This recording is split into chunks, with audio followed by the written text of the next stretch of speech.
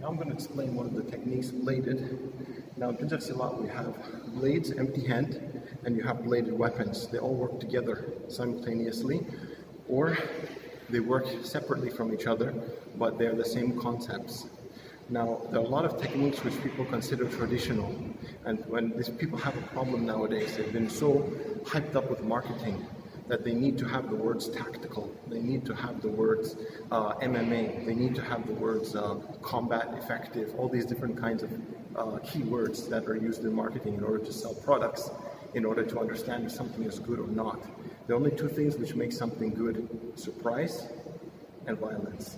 Those are the two things that make something functional or dysfunctional.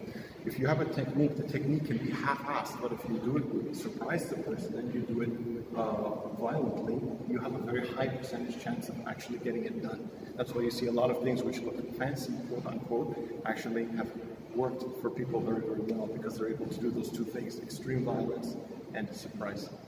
Now I'm going to show you a classical technique, traditional, okay? And this traditional Silat technique is what you're going to see now, which looks beautiful and flowery, but at the same time you're going to see the function for it immediately after. Now, the judo, can you move to the side please? The judo will look like this. From here, I'm hiding the blade, okay? Because I don't want to show it before I use it. I move to the side, I cut, I slash upwards, stab, stab, splash, strike, come down, and through. Okay? This is just the first section of one of our judos with the reverse blade.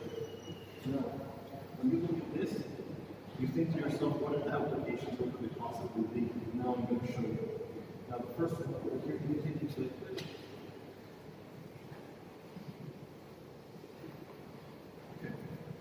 Now, first of all, direct action, okay? Not wasting time doing a lot of different things, direct action. When he comes in with any movement, I don't have to touch. I have to be in this place, I have to move myself out of this place, and I have to be able to track where this weapon is generally. I don't need to do a technique on the hand. It's not necessary. I need to use my weapon, okay? So come at me quickly, please. So I've just tracked the hand, even if I don't touch it, faster. Even if I don't touch it, it doesn't matter. The point is I've tracked the hand generally, I've moved out of the position of attack, and I've cut right across the vision of the eyes of this person, okay? Now, I'm going straight across, and you see my secondary hand is over here. Now the secondary, my secondary hand is over here. In case he comes back, come back. I move out, and this is coming 1, 2, into the face, just like we saw in the judo. 1, 2, and then a slash across. 1, 2, slash across, across the face or across the throat. Okay? This also can turn into a hook. Okay? Knees into the face, and then multiple times removing this blade. So from here I can remove it. Hold it really tight, please. Okay? So after I hit him a couple of times, he's not going to be so strong. If I don't want to do that, I can just punch. Okay?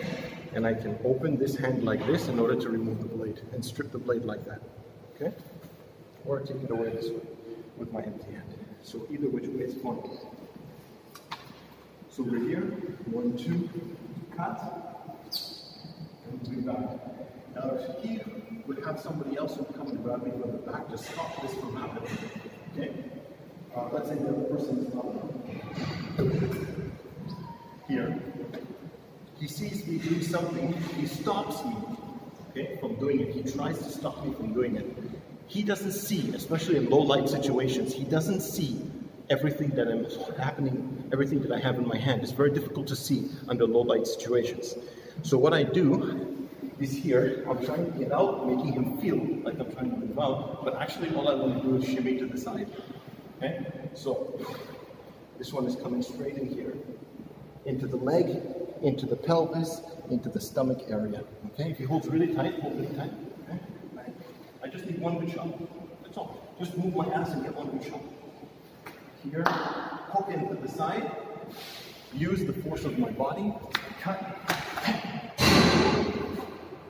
Okay, and this is your fancy technique that you see fancy tiger style.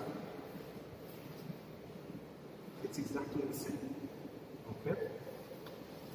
So here, let's say he grabs me with force from the back. No, run and grab me. No, run and grab me. So over here, he runs with force and grabs me and tries to stop me from doing what I want to do. Same thing. 1, 2. Exactly the same position. Okay? Now, again, tiger.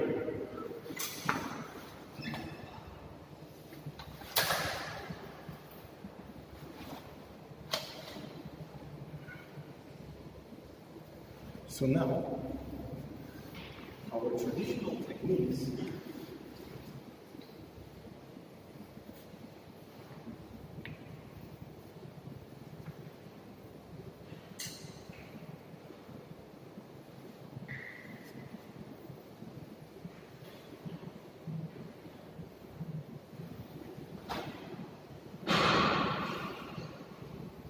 have all been applied.